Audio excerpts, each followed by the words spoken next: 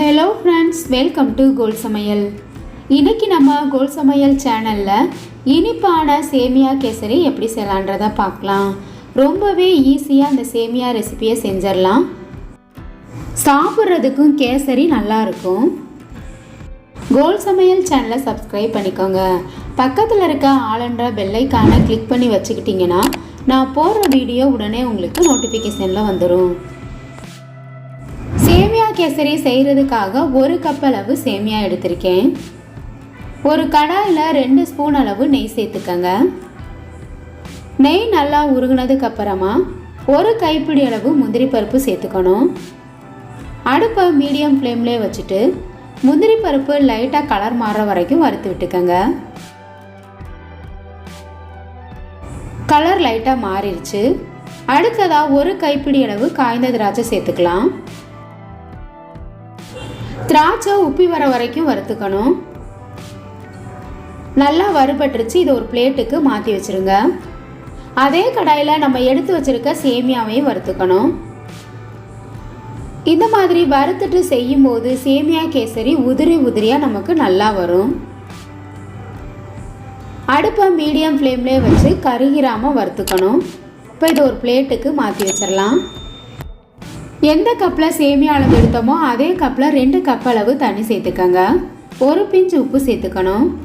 எந்த ஸ்வீட் செஞ்சாலும் கொஞ்சமாக உப்பு சேர்த்துக்கிட்டோம்னா இனிப்பு சுவை இன்னுமே நல்லாயிருக்கும்.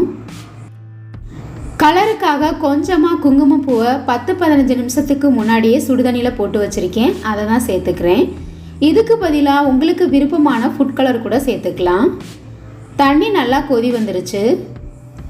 நம்ம வறுத்து வச்சுருக்க சேமியாவையும் இதில் சேர்த்துக்கணும். சேமியா சேர்த்ததுக்கு அப்புறமா நல்லா கலந்து விட்டுறணும். அப்போ தான் ஒன்றோட ஒன்று ஒட்டாமல் நல்லா உதிரி உதிரியாக இருக்கும். அடுப்பானலையும் குறைச்சி வச்சுருங்க.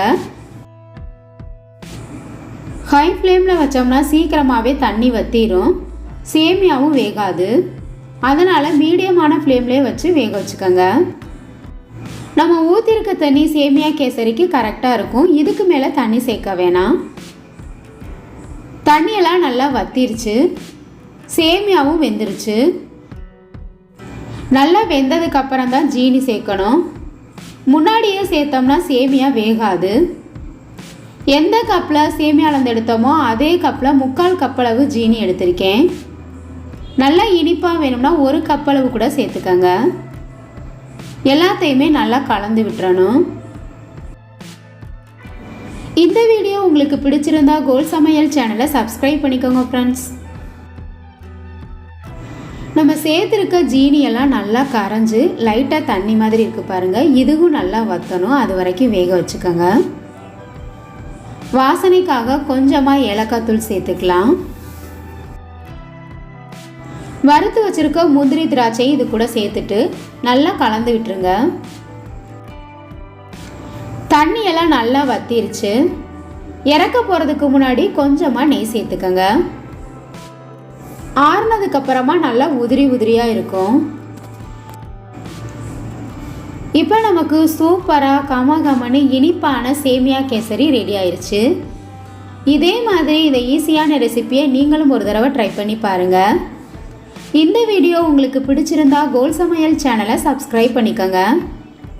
கமெண்ட் பண்ணுங்கள், லைக் பண்ணுங்கள், ஷேர் பண்ணுங்கள்.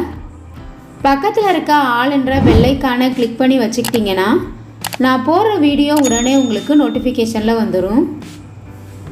Thank you friends.